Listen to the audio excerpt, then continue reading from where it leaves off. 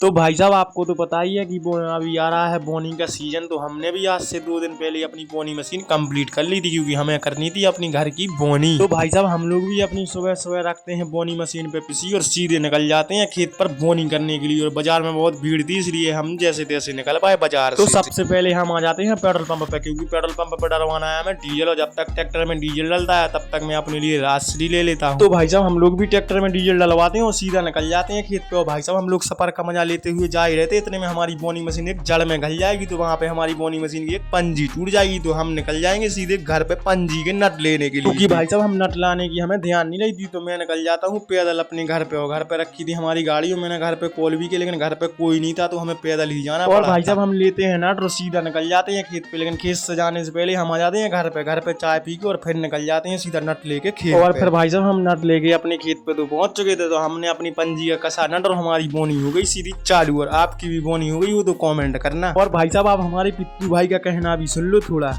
का क्या बचा पिट्टू भाई साहब जो कह रहा है बोनी सही करो।